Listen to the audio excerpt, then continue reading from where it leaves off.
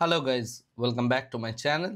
আজকের ভিডিওতে আমি যে টপিকটা নিয়ে ডিসকাশন করব সেটা হচ্ছে কমোডিটি মার্কেটের কোন কোন ইনস্ট্রুমেন্টগুলো আছে, কোন ইনস্ট্রুমেন্টগুলোতে আমরা অ্যাকচুয়ালি ইন্ডিয়া থেকে কাজ করতে পারি এবং কিভাবে আপনি সেই কাজটা করতে পারেন, এই বিষয়টা নিয়ে ডিসকাশন করব। ম্যাক্সিমাম যারা ট্রেডার আছেন, তারা যারা ট্রেডিং করেন, তারা মূলত কমোডিটি মার্কেটে খুব কম ট্রেডার আছেন যারা ট্রেডিং করেন, যার জন্য এখানে ভলিউম বা লিকুইডিটির পরিমাণ অনেক কম।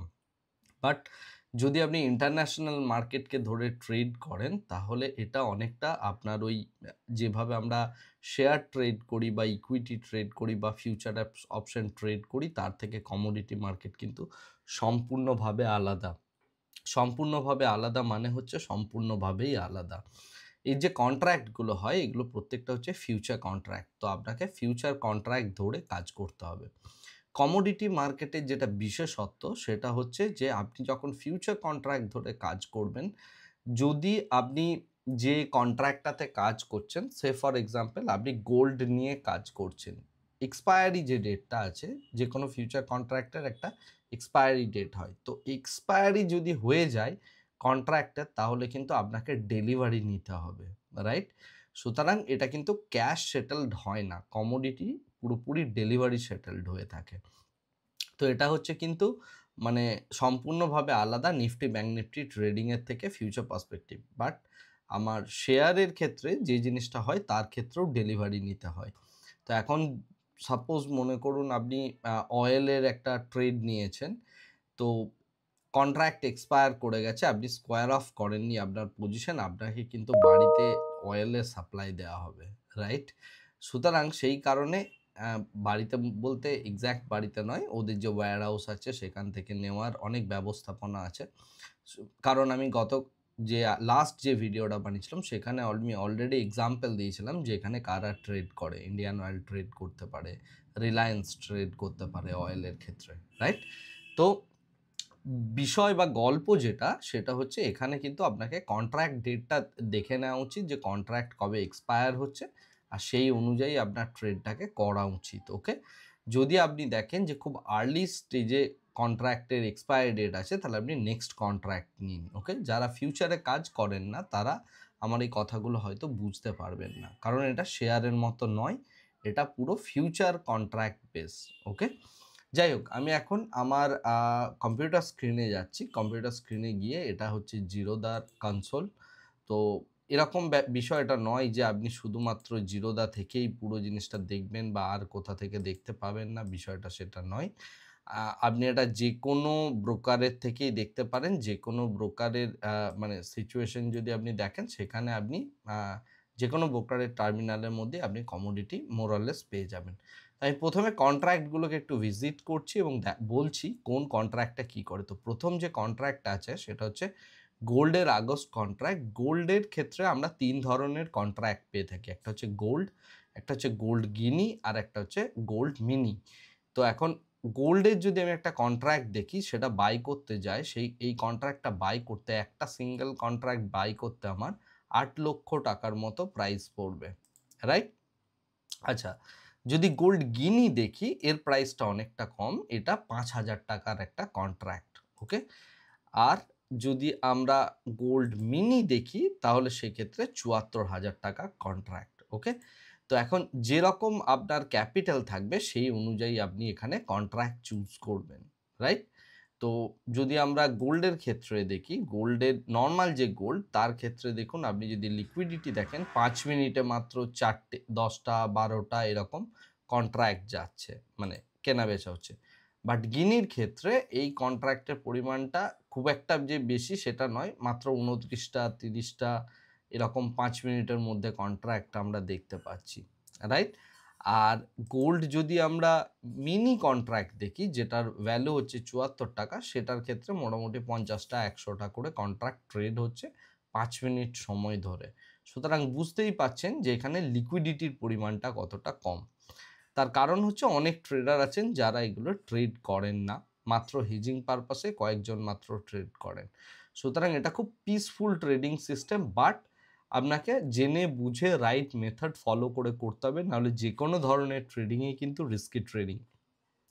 এরপরে আমি আসছি সিলভারের কন্ট্রাক্ট। সিলভার কন্ট্রাক্ট হচ্ছে সবথেকে ভোলাটাইল একটা কন্ট্রাক্ট, অর্থাৎ খুব ওপর নিচ করে। আপনি যদি সিলভারের চার্ট দেখেন দেখতে পাবেন যেটা খুব স্পিডে ওপর নিচ ইত্যাদি করতে থাকে। তো যাই হোক, আমি রিজনে যাচ্ছি না, বাট এই কন্ট্রাক্টটাও মোর অর লেস কিছুটা গোল্ডের মতোই। আপনি যদি এখানে একটা কন্ট্রাক্ট বাই করতে চান ৩,৩২,০০০ টাকা একটা নর্মাল সিলভারের কন্ট্রাক্ট বাইংয়ের, ফিউচার বাইংয়ের কন্ট্রাক্ট ভ্যালু। এরপরে যদি আমরা সিলভারের ক্ষেত্রে দেখি সিলভার মিনি, তো সেক্ষেত্রে তার ভ্যালু হচ্ছে ৫৪,০০০ টাকা এর কন্ট্রাক্ট ভ্যালু। এবং এরপরে সিলভার মাইক্রো আছে, সিলভার মাইক্রোর ভ্যালু হচ্ছে ১১,০০০ টাকা। ওকে, তো এই তিনটে হচ্ছে সিলভার কন্ট্রাক্ট। এরপরে যে কন্ট্রাক্ট আছে সেটা হচ্ছে নিকেল। নিকেল কন্ট্রাক্টটা আমি জেনারেলি ট্রেড করি না, বা ইন্ডিয়াতে খুব একটা ট্রেড হয় না, যে কারণে আপনি নিকেলের যদি চার্ট দেখেন, আমি যদি ডে চার্টও করি, আপনি চার্টের মধ্যে প্রাইসের বিভিন্ন রকম মানে প্রাইস যেভাবে বাড়া কমা করেছে ইন্টারন্যাশনাল মার্কেটে সেটা দেখতে পাবেন, বাট তলায় এখানে কিন্তু কোনো ভলিউম দেখতে পাবেন না। তার কারণ নিকেল কিন্তু ট্রেড হয় না ইন্ডিয়াতে।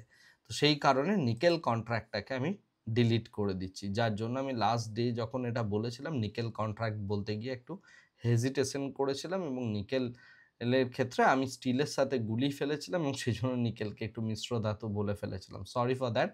অনেকেই এই মানে আমার এই ভুলটা আইডেন্টিফাই করতে পেরেছেন, এবং তাদের কাছে আমি ক্ষমা প্রার্থী, এবং সরি ফর দ্যাট।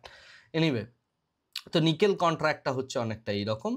এরপরে সুতরাং নিকেলে আমরা কিন্তু ট্রেড করতে পারি। এরপরে আমার ফেভারিট কন্ট্রাক্ট সেটা হচ্ছে ন্যাচারাল গ্যাস। ন্যাচারাল গ্যাসের কন্ট্রাক্ট যদি আপনি দেখেন একদিনে ভালোই ভলিউম থাকে, 25,000, 75,000, 50,000 করে কোয়ান্টিটি ট্রেড হয়। আপনি যদি 5 মিনিটের কোয়ান্টিটিও দেখেন মোটামুটি খারাপ না, 500,000 করেও কোয়ান্টিটি পাবেন। ন্যাচারাল গ্যাস আমি ট্রেড করি, এবং এর একটা কন্ট্রাক্টের কারেন্ট যে ভ্যালু সেটা রয়েছে মোটামুটিভাবে 85,000 টাকা। তো ন্যাচারাল গ্যাস আমার খুব ফেভারিট একটা মানে ইনস্ট্রুমেন্ট, যেটাতে মানে ট্রেড করা যায়, এবং খুব পিসফুলি আপনি ন্যাচারাল গ্যাসের যদি ঠিকঠাকভাবে মোমেন্ট ধরতে পারেন তাহলে খুব পিসফুলি আপনি এখান থেকে কিন্তু পয়সা বানাতে পারবেন। নেক্সট যে কন্ট্রাক্টটা সেটা হচ্ছে ক্রুড অয়েল। এটা আরেকটা ফেভারিট পার্ট। এর মধ্যেও যথেষ্ট ভলিউম দেখতে পাওয়া যায় এবং লিকুইডিটি মোর অর লেস থাকে। এটা ক্রুড অয়েলের টোটাল দুটো কন্ট্রাক্ট আছে। প্রথম কন্ট্রাক্টটার ভ্যালু হচ্ছে ২,০০,০০০ টাকা, যেটা নর্মাল ক্রুড অয়েলের কন্ট্রাক্ট, এবং তারপরে আছে crude oil mini. Crude oil mini contract হচ্ছে ২০,০০০ টাকা, রাইট? ক্রুড অয়েল মিনির মধ্যেও আমরা অনেক সময় লিকুইডিটির একটু মাঝে মধ্যে অভাব হয়, বাট স্টিল ঠিক আছে, কারণ আপনি এখানেও লিকুইডিটি মোটামুটিভাবে পাবেন।